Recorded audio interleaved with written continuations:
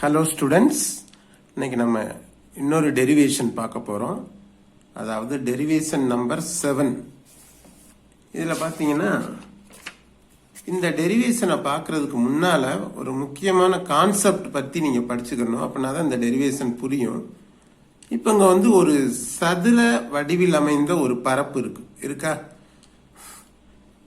இந்த பரப்புக்கு செங்குத்தா இந்த பென்சிலை நான் அப்படி வைக்கிறேன். இந்த பென்சில் எப்படி இருக்கு? இந்த பரப்புக்கு செங்குத்தா இருக்கு. இதுதான் எதை குறிக்குதுன்னா, இந்த குறிப்பிட்ட பரப்பினுடைய பரப்பு வெக்டார். அப்ப பரப்பு வெக்டார்னா என்னன்னா, இப்ப இதே இந்த பேப்பருக்கு நான் வைக்கலாம். இப்ப இந்த பேப்பர் இருக்கு, இந்த பேப்பருக்கு செங்குத்தாவும் நான் என்ன செய்யலாம், அந்த பென்சில் இப்படி வைக்கலாம். அப்ப இது எதோடைய பரப்பு வெக்டார்? இந்த பேப்பர் என்ற இந்த பரப்பு, இந்த குறிப்பிட்ட பரப்பினுடைய பரப்பு வெக்டார். இப்ப போர்டில் எல்லாம் சாக் பீஸ்ல எழுதுவோம். அப்ப அந்த போர்டுக்கு செங்குத்தா அந்த சாக் பீஸ் அப்படி வச்சோன்னு சொன்னா, அது அந்த போர்டு என்ற அந்த குறிப்பிட்ட ஏரியா பரப்பிற்கு அது என்னது? பரப்பு வெக்டர். இப்ப இதை இப்படி நான் வைக்கிறேன், இப்படி வச்சிட்டேன் நான். இப்ப இதுக்கு பரப்பு வெக்டர் எது? இப்ப பென்சில இப்படி வச்சா, இதுக்கு செங்குத்தா வச்சா, இதுதான் என்னது? இதனுடைய பரப்பு வெக்டர். பரப்பு வெக்டர்னா என்ன? எந்த ஒரு பரப்பிற்கும் செங்குத்தாக வரையப்படக்கூடிய ஒரு வெக்டர் அல்லது செங்குத்தாக இருக்கக்கூடிய ஒரு வெக்டர் தான் நம்ம என்னன்னு சொல்றோம்? பரப்பு வெக்டர் அப்படின்னு சொல்றோம். சரி, இப்ப அடுத்த கான்செப்ட் என்ன அப்படின்னு பார்த்தா, மின்புல பாயம். மின்புலம்னா உங்களுக்கு என்னன்னு தெரியும். ஒரு சார்ஜ் இருக்கு, ஒரு மின்னூட்டம் இருக்கு, அதை சுத்தி அதனுடைய எஃபெக்ட் ஒரு குறிப்பிட்ட தொலைவு வரைக்கும் என்ன செய்யும்? காணப்படும். ஒரு புள்ளி மின்னூட்டம்னு எடுத்துக்கிட்டோம்னா, அதை சுத்தி ஒரு பெரிய கோளம் வரைஞ்சோம்னா, ஒரு ஸ்பியர், அது ஃபுல்லா என்ன இருக்கும்? அதனுடைய எஃபெக்ட் இருக்கும்.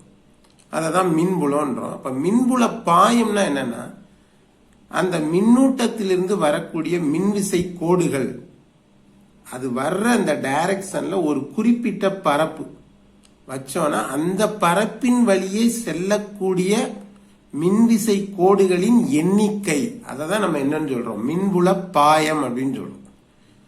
இப்ப இதுக்கு ஈக்குவேஷன் என்னன்னு பார்த்தா, pi E is equal to surface integral. அப்படின்னா என்ன? அந்த குறிப்பிட்ட பரப்பை எடுத்துக்கிட்டோம்ல, அந்த பரப்பை வந்து என்ன செய்யறது? தொகையீடு செய்யறது. அதைத்தான் சர்ஃபேஸ் இன்டகிரல் சொல்லுவாங்க. Surface integral of E vector dot DA vector. இங்க இ வெக்டார் அப்படின்றது என்னது? அந்த குறிப்பிட்ட மின்னூட்டத்தால் ஏற்படக்கூடிய மின்புலம் அதை குறிக்குது. இந்த டிஏ வெக்டார்ன்றது என்னன்னா, அந்த ஒரு குறிப்பிட்ட பரப்பின் வழியே செல்லக்கூடிய மின்விசை கோடுகளின் எண்ணிக்கைன்னு சொன்னோம்ல, அந்த பரப்பிற்கு செங்குத்தாக வரையப்படும் என்னது? பரப்பு வெக்டார். அதுதான் என்னது? இந்த ஏ வெக்டார்ன்றது அது மிகச்சிறிய பரப்பா இருக்கிறதுனால டிஏ வெக்டார். அப்ப இந்த மின்புலத்திற்கும் அந்த பரப்பு வெக்டருக்கும், ரெண்டுமே வெக்டர் தான், இடையேயான புள்ளி பெருக்கம், அதாவது டாட் ப்ராடக்ட், அதை வந்து நம்ம என்ன செய்யறோம்? சர்ஃபேஸ் இன்டகிரல் எடுத்தோம்னா அதுதான் நமக்கு என்ன கொடுக்கும்? மின்புல பாயத்தை கொடுக்கும். சரி, இப்ப மின்புல பாயத்திற்கான சமன்பாடு ஓகே.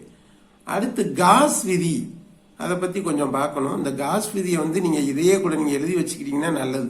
ஏன்னா புக்ல வந்து காஸ் விதிக்கான டெரிவேஷனே புக்ல வந்து காஸ் விதிக்கான டெபினிஷனே இல்லை. காஸ் விதின்னு போட்டு என்னென்னவோ கொடுத்துருக்காங்களே ஒழிய அதுக்குரிய வரையறை முறையானபடி புக்ல இல்லை.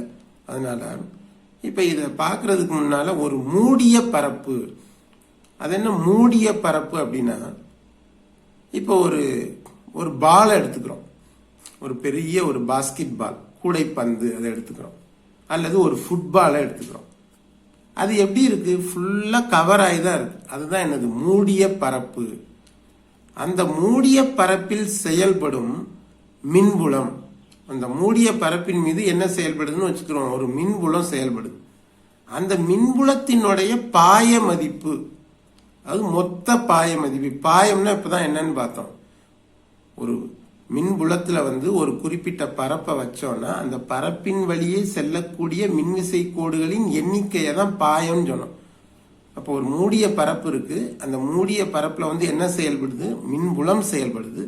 அந்த மின்புலத்தினுடைய மொத்த பாய மதிப்பு, அப்பரப்பில் என்ன இருக்கு? இப்ப நிறைய மின்னூட்டங்கள் அந்த பரப்புல வந்து அந்த கோளக பரப்பு கோள வடிவ பரப்பை சுத்திலும் அந்த பரப்பின் மீது நிறைய மின்னூட்டங்கள் இருக்கு.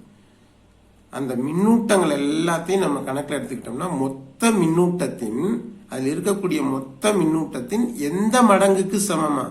1/ε0 மடங்குக்கு சமம். இதுதான் காஸ் விதி. அதாவது ஒரு மூடிய பரப்பு இருக்கு. அந்த மூடிய பரப்புல என்ன செயல்படுது? ஒரு மின்புலம் செயல்படுது. அந்த மின்புலத்தினால என்ன ஏற்படுது? பாயம் ஏற்படுது, மின்புல பாயம். அந்த மின்புல பாயத்தின் மொத்த மதிப்பு அல்லது அந்த மின்புலத்தின் மொத்த பாய மதிப்பு அந்த மூடிய பரப்பின் மீது இருக்கக்கூடிய மின்னூட்டங்களின் எல்லா மின்னூட்டங்களையும் கூட்டிக்கிறோம். அந்த மொத்த மின்னூட்டத்தின் 1/ε0 மடங்குக்கு சமம்.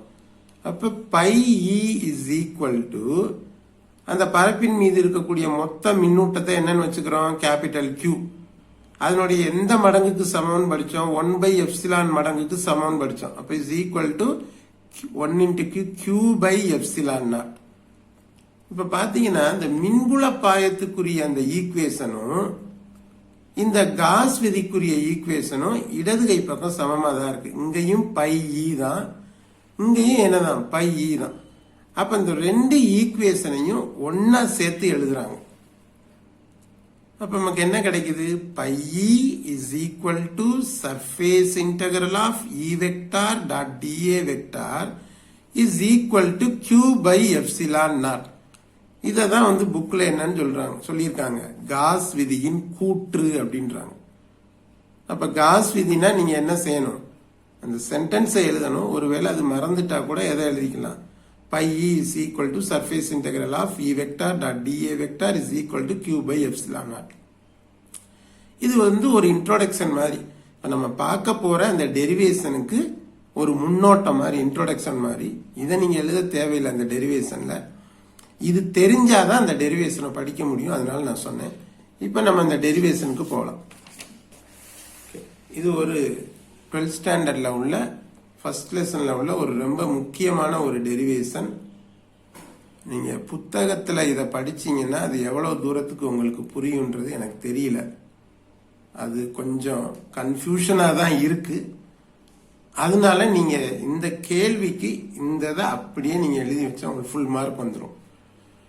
அதாவது மின்னூட்டம் பெற்ற முடிவிலா நீளம் உடைய கம்பியினால் ஏற்படும் மின்புலம்.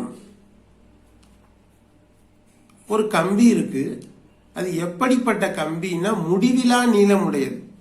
அது எவ்வளவு நீளம்னே சொல்ல முடியாது. இப்ப இந்த கம்பி இருக்கு, இந்த படத்துல ஒரு கம்பி வரைஞ்சிருக்கிறேன்னா இந்த கம்பி வந்து இப்படி மேல போய்கிட்டே இருக்கும் முடிவே இல்லாம. அப்ப கீழையும் முடிவே இல்லாம என்ன செஞ்சுக்கிட்டே இருக்கும்? போய்கிட்டே இருக்கும். அதத்தான் என்னன்னு சொல்றாங்க? முடிவிலா நீளமுடைய கம்பி. சரி, இந்த கம்பியில என்ன இருக்குன்னா சார்ஜ் இருக்கு. என்ன சார்ஜ் இருக்குன்னு வச்சுக்கிறோம்? பிளஸ்.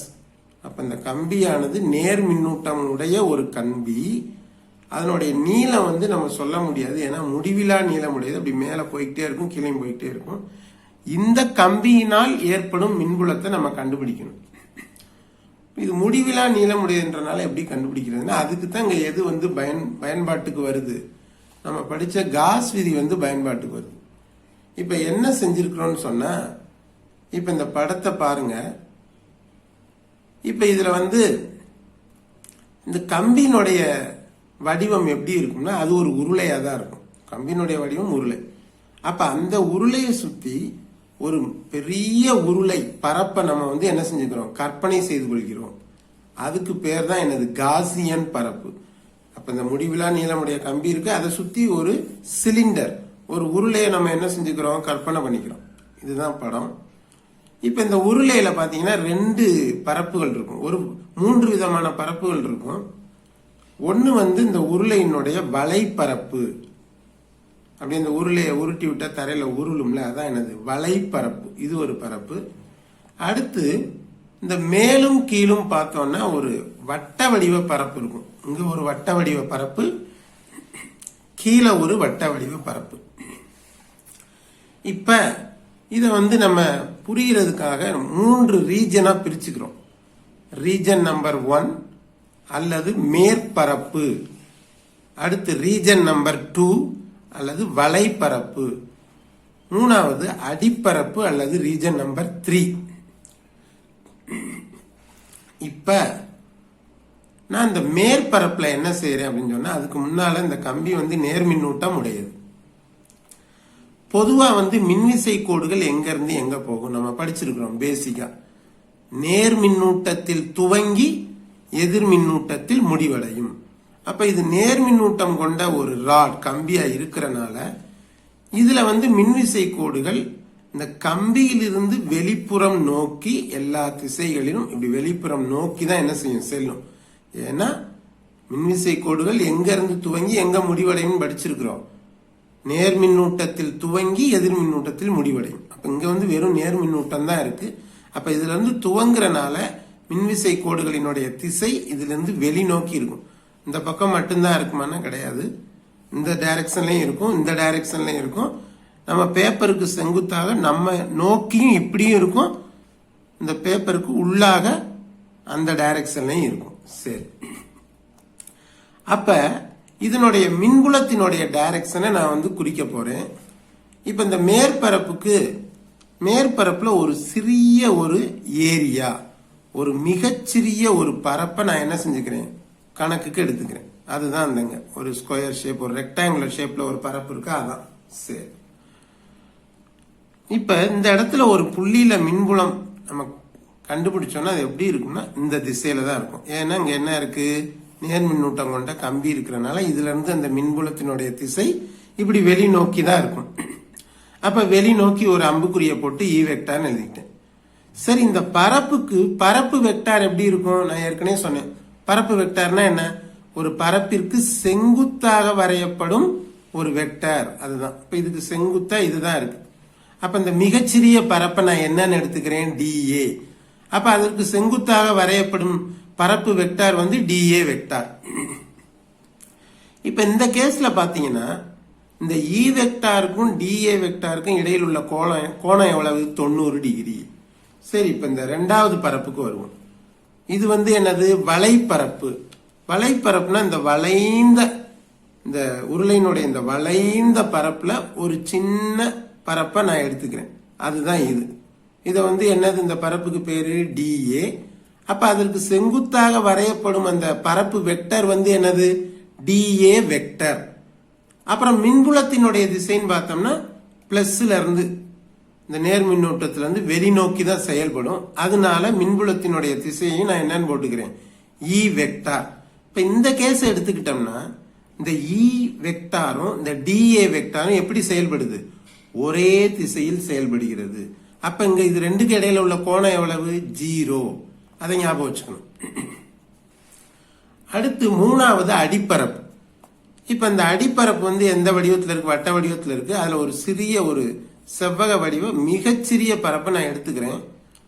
இப்ப இந்த இடத்துல ஒரு குறிப்பிட்ட புள்ளியில இருந்து அதுக்கு என்ன வரைகிறேன், பரப்பு வெக்டார் வரைகிறேன். அப்ப அது கீழ் நோக்கி செங்குத்தா வருது. இந்த பரப்பை டிஏ, ஏன் டிஏன்னா மிகச்சிறிய பரப்பு, ஏ ஏன் எடுத்துக்கிறோம்னு சொன்னா ஏரியா, பரப்புனா ஏரியா. இப்ப மிகச்சிறிய பரப்புன்றனால டிஏ. இதற்கு வரையப்படும் செங்குத்து வெக்டார் டிஏ வெக்டார். சரி, அதே புள்ளியில மின்புலத்தை பார்த்தோம்னா அது எப்படி இருக்கு, வெளிநோக்கி இருக்கு. ஏன்னா நேர் மின்னூட்டத்தில இருந்து மின்விசை கோடுகள் வெளிநோக்கி போகுன்றனால இந்த இடத்துல மின்புலத்தினுடைய திசை இப்படி இருக்கு. இப்ப இங்க இந்த இ வெக்டாருக்கும் டிஏ வெக்டாருக்கும் இடையில உள்ள கோணம் எவ்வளவுனா 90 டிகிரி தான். இப்ப இத மைண்ட்ல வச்சுட்டு தான் நம்ம இந்த டெரிவேஷனை நம்ம பார்க்க போறோம். இப்ப ஃபர்ஸ்ட் நம்ம என்ன எழுதுறோம், காஸ் விதியின்படி. காஸ் விதியின்படி நம்ம ஏற்கனவே பார்த்தோம். காஸ் விதியின் கூற்று புக்லயே கொடுத்திருக்காங்க. காஸ் விதியின்படி நம்ம எப்படி எழுதலாம், pi E is equal to surface integral of E vector dot dA vector is equal to Q by epsilon naught. உள்ளுன்னா என்ன, பரப்பிற்கு உள்ளே இருக்கக்கூடிய மின்னூட்டங்கள், அதான், வேற ஒண்ணும் கிடையாது. இந்த உள் அப்படின்றத நீங்க எழுதவே தேவையில்லை, வெறும் Q by epsilon naughtனே எழுதலாம். சரி, இப்ப இந்த surface integral of E vector dot dA வெக்டாரை நான் என்ன எதுக்கு கண்டுபிடிக்க போறேன்? அந்த முடிவிலா நீளமுடைய கம்பியை சுற்றி இருக்கக்கூடிய அந்த காசியன் பரப்பு, அந்த உருளை வடிய காசியன் பரப்புக்கு நான் கண்டுபிடிக்க போறேன். அப்ப அதை தான் நம்ம 3 பகுதிகளா பிரிச்சிருந்தோம். ஒன்னு வந்து வளைபரப்பு. அப்ப வளைபரப்புக்கு நான் என்ன செய்யணும்? கண்டுபிடிக்கணும். அப்ப என்னது? Integration of E vector dot DA vector எதுக்கு? வளைபரப்புக்கு. பிளஸ் அதே மாதிரி E vector dot DA vector அதை இன்டகிரேட் பண்ணும் எதுக்கு? மேற்பரப்பு, அந்த வட்ட வடிவ மேற்பரப்புக்கு. அடுத்து E vector dot DA vector, integration of E vector dot DA vector எதுக்கு? அந்த கீழே இருந்த அந்த வட்ட வடிவ அடிப்பரப்பு. இப்ப இந்த 3க்கும் தனித்தனியா நம்ம வந்து என்ன செய்ய போறோம்? கண்டுபிடிக்க போறோம். இதுகளை கண்டுபிடிச்சு எல்லாத்தையும் ஆட் பண்ணா நமக்கு என்ன வந்துடும்? இந்த இது வந்துடும். Surface integral of E vector dot DA vector. இது வந்து நமக்கு கிடைச்சிடும். அப்ப ஒன்னொன்னா பார்ப்போம். ஃபர்ஸ்ட் மேற்பரப்புக்கு பார்ப்போம். இப்ப மேற்பரப்புக்கு பார்த்தா இங்க என்ன இருக்கு? Integration of E vector dot DA vector என்னன்னு எழுதிக்கிட்டேன்? மேற்பரப்பு அப்படின்னு எழுதிக்கிட்டேன். இப்ப இது என்ன ப்ராடக்ட்? வெக்டர் விதியின்படி இது என்னது? புள்ளி பெருக்கம். புள்ளி பெருக்கம்னா என்ன? A vector dot B vector is equal to, அதை எப்படி எழுதலாம்? ஏபி காஸ் தீட்டான்னு எழுதலாம். அதே போல இங்க E vector dot DA vector இருக்கனால இந்த இ வெக்டார்னுடைய எண் மதிப்பு தான் இ, டி வெக்டார்னுடைய எண் மதிப்பு தான் டிஏ. அப்ப இ டிஏ காஸ் தீட்டா அப்படின்னு எழுதிக்கிட்டேன். இப்ப மேற்பரப்பை பொறுத்த அளவுல இந்த 2 வெக்டாருக்கு இடையில உள்ள கோணம் எவ்வளவா இருந்துச்சு? நம்ம பார்த்தோம் 90 டிகிரி. அப்ப இடிஏ 90 டிகிரி. அப்ப காஸ் 90 டிகிரிக்கு மதிப்பு என்ன? 0. அப்ப இங்க என்ன ஆயிருது? அந்த காஸ் 0 இருந்த இடத்துல நம்ம என்ன போட்டுக்கலாம்? இன்டகிரேஷன் ஆஃப் இடிஏ இன்டு 0 அப்படின்னு வச்சுக்கலாம். ஏன் 0ன்னு வைக்கிறோம்? காஸ் 90க்கு மதிப்பு 0. அப்ப மொத்தத்துல என்ன ஆயிருது? 0 ஆயிருது. அப்ப அந்த மேற்பரப்புல மின்புலம் என்ன ஆயிருது? 0. சரி, அடுத்து இதனை போன்றே. அப்ப அடிப்பரப்புக்கும் எப்படிதான் இருக்கும்? அந்த இ வெக்டாருக்கும் டிஏ வெக்டாருக்கும் இடையில் உள்ள கோணம் எவ்வளவுதான் இருக்கு? 90 டிகிரி. அதனால திரும்ப அதை எழுதி கால்குலேட் பண்ண வேணாம். இதனை போன்றே, ஏன்னா ரெண்டும் ஒரே மாதிரி இருக்கனால இதனை போன்றே integration of E vector dot DA vector எதுக்கு? அடிப்பரப்புக்கு. அங்கேயும் என்னவாதான் இருக்கும்? இந்த E vector dot DA vector 0வா தான் இருக்கும். அப்படின்றனால 0ன்னு எழுதிக்கிறோம். இப்ப என்னாச்சு? மேற்பரப்புக்கும் அடிப்பரப்புக்கும் கண்டுபிடிச்சாச்சு. அது என்னது? 0. இப்ப எது மீதம் இருக்கு? இந்த வளைபரப்பு மீதம் இருக்கு. அப்ப வளைபரப்புக்கு integration of E vector dot DA vector என்னது? வளைபரப்பு. அப்ப இது புள்ளி பெருக்கம், டாட் ப்ராடக்ட்னால எப்படி எழுதிக்கிறோம்? இ டிஏ காஸ் தீட்டா. அடுத்த ஸ்டெப்ல இங்க வந்து கோணம் என்னது? 0. ஏன்? இந்த வளைபரப்பை பொறுத்த வரையில இங்க பாருங்க, இந்த இ வெக்டாருக்கும் டிஏ வெக்டாரும் ஒரே திசையில இருக்கிறனால கோணம் வந்து 0. அப்ப அதை தான் இங்க சப்ஸ்டியூட் பண்றோம். அப்ப சப்ஸ்டியூட் பண்ணும்போது என்ன ஆகுது? இடிஏ காஸ் 0ன்னு வருதா? சரி, அப்ப காஸ் 0க்கு மதிப்பு என்ன? 1. அப்ப E d A into 1 is equal to integration of இடிஏன்னு கிடைக்குது. அதுக்கு அடுத்த ஸ்டெப்ல இந்த இடிஏல இந்த ஈன்றது என்னது? மின்புலம். இது வந்து கான்ஸ்டன்ட். அதை வந்து மாறாத ஒன்றாக மாறிலியாக நம்ம வச்சுக்கிறனால இந்த இ வந்து மாறிலி. அதை வந்து நம்ம இன்டகிரேட் பண்ண முடியாது, அதனால வெளியில எடுத்துறோம். அப்ப எதை மட்டும்தான் நம்ம இன்டகிரேட் பண்றோம்? டிஏ, அந்த மிகச்சிறிய பரப்பு, அந்த வளைபரப்புல எடுத்தோமா, அதை மட்டும்தான் இன்டகிரேட் பண்றோம். அப்ப இன்டகிரேஷன்னா என்ன? ஒரு சிறிய பகுதியை நம்ம இன்டகிரேட் பண்ணோம்னா அந்த சிறிய பகுதி எந்த ஒரு பெரிய பகுதியின் ஒரு பங்காக, ஒரு பார்ட்டாக இருக்கிறதோ அந்த பரப்பிற்கான என்ன கிடைச்சிடும்? நமக்கு பரப்பு கிடைச்சிடும். ஒன்றும் இல்லை, உங்களுக்கு புரியுற மாதிரி சொன்னா, ஒரு பெரிய ஃபுட்பால் இருக்கு. அந்த ஃபுட்பால்ல ஒரு சின்ன பரப்பை எடுத்துக்கங்க. அந்த ஃபுட்பால்ல பார்த்தாலே தெரியும், அப்படியே அந்த அருங்கோண வடிவத்தில் அப்படியே டிசைனா இருக்கும். அதில் ஒரு சின்ன பரப்பை எடுத்துக்கங்க. அந்த சிறிய பரப்பை நீங்க இன்டகிரேட் பண்ணீங்கன்னா அந்த சிறிய பரப்பு எங்க இருக்கு? அந்த ஃபுட்பாலினுடைய மேற்பரப்புல இருக்கு. அப்ப அந்த மொத்தம், அந்த ஃபுட்பாலுடைய மொத்த பரப்புமே நமக்கு கிடைச்சிரும். அதுதாங்க. இப்ப அந்த சிறிய பரப்பு இங்க வந்து சிறிய பரப்புன்றது எது? அந்த உருளையின் மீது ஒரு சிறிய பரப்பை நம்ம எடுத்தோம். அப்ப அதை இன்டகிரேட் பண்ணோம்னா அந்த மொத்த உருளையினுடைய பரப்பு நமக்கு என்ன செஞ்சிரும்? கிடைச்சிரும். அதனால இங்க அடுத்த ஸ்டெப்ல என்ன போட்டிருக்கேன்? இப்ப உருளையினுடைய பரப்பு வளைபரப்புக்கு ஃபார்முலா என்னது? 2πrl. அப்ப அந்த உருளையின் மீது இருந்த ஒரு சிறிய பரப்பை நான் இன்டகிரேட் பண்ணனால அந்த உருளையினுடைய மொத்த பரப்புமே கிடைச்சிரும் அப்படின்றனால உருளையினுடைய மொத்த பரப்பை நாங்க என்ன செஞ்சிருக்கேன்? எழுதியிருக்கேன் E into 2πrl. பொதுவா வந்து உருளையினுடைய வளைபரப்புக்கான சூத்திரம் என்னன்னா 2πrh. அந்த ஹெச்ன்றது உயரம், இந்த இடத்துல அதை நீளம்னு வச்சுக்கலாம். அதாவது அந்த உருளையானது செங்குத்தா இருந்தா அதை வந்து ஹெச்னு வச்சுக்கலாம். அதே இது கிடைமட்டமா இருந்தா அது நீளம்னு வச்சுக்கலாம். எப்படி வேணாலும் வச்சுக்கலாம். இங்க நம்ம என்னன்னே வச்சுக்கிறோம்? 2πrhக்கு பேரு 2πrlன்னு வச்சுக்கிறோம். இப்ப நமக்கு என்ன கிடைச்சிருச்சு? E vector dot dA vector வளைபரப்புக்கு கிடைச்சிருச்சு. இப்ப பழைய அந்த ஃபார்முலாக்கு போனோம். இப்ப இங்க என்ன எழுதியிருக்கேன் நானு? Surface integral of E vector dot dA vector என்பது வளைபரப்பு பிளஸ் மேற்பரப்பு பிளஸ் அடிப்பரப்பு இது மூன்றுக்கும் உரிய இந்த ஆட் பண்ணாதான் நமக்கு கிடைக்கும். இப்ப வளைபரப்புக்கு நமக்கு தெரியும் என்னது? E into 2πrl. மேற்பரப்புக்கும் 0, அடிப்பரப்புக்கும் 0. இப்ப அதைத்தான் நம்ம சப்ஸ்டியூட் பண்ண போறோம். இப்ப இங்க அதை தான் பண்ணியிருக்கோம்.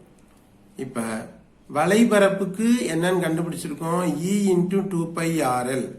அதே இது மேற்பரப்புக்கு 0, அடிப்பரப்புக்கும் 0. இப்ப நம்ம ஏற்கனவே இந்த மின்புல பாயத்திற்கான ஒரு சமன்பாடு பார்த்தோம். அதாவது πe is equal to surface integral of E vector dot dA vector. அதனால இந்த surface integral of E vector dot dA vector அப்படின்ற இடத்துல நான் என்னன்னு எழுதிக்கலாம்? πe அப்படின்னு எழுதிக்கலாம். அல்லது நம்ம முதல்ல இந்த காஸ் விதியின் கூற்றுல என்ன பார்த்தோம்?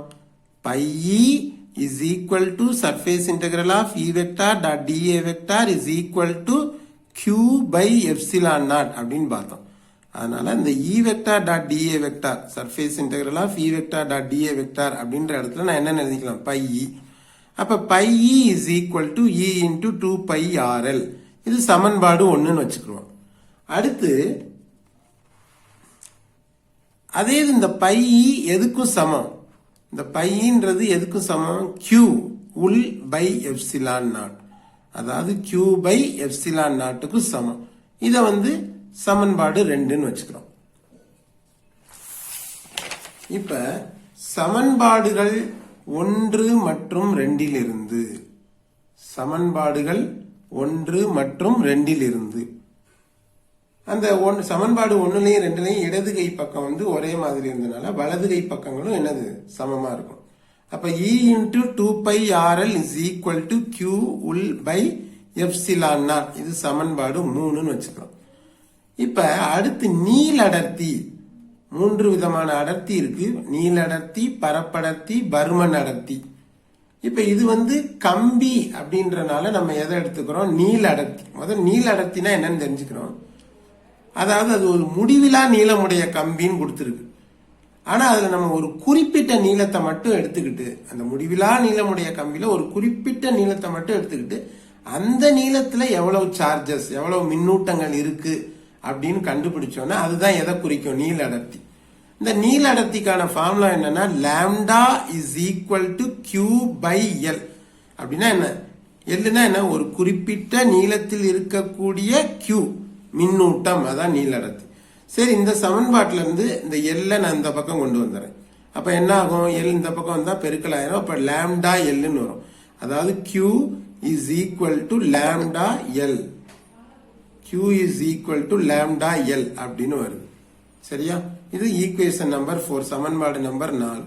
இப்ப இந்த சமன்பாடு 4ஐ அந்த 3இல் பிரதியிட. அப்ப E into 2πrl is equal to அந்த Q இருந்த இடத்துல நான் இப்ப என்ன போட்டுறேன்? lambda L by epsilon naught. எல்லும் கேன்சல் ஆயிரும். அப்ப நான் எனக்கு மீதம் என்ன இருக்கும்? E into 2πr இருக்கும். இந்த பக்கம் lambda by epsilon naught இருக்கும். இப்ப அடுத்த ஸ்டெப்ல என்ன பண்ணிருக்கேன்? அந்த 2πr இந்த பக்கம் வந்தா அது வந்து வகுத்தல் ஆயிரும், டிவிஷன் ஆயிரும். அப்ப E is equal to lambda by 2πr ஏற்கனவே எப்சிலான் நாட் அங்க இருந்துச்சு. ஆக E is equal to lambda by 2πr epsilon naught. இதுதான் இந்த கடைசி சமன்பாடு. இதுதான் முடிவிலா நீளமுடைய கம்பியினால் ஏற்படும் மின்புலத்திற்கான என்னது சமன்பாடு. இதோட இந்த டெரிவேஷன் முடிவடையுது. நம்ம அடுத்த டெரிவேஷனை அடுத்த வீடியோல பார்க்கலாம்.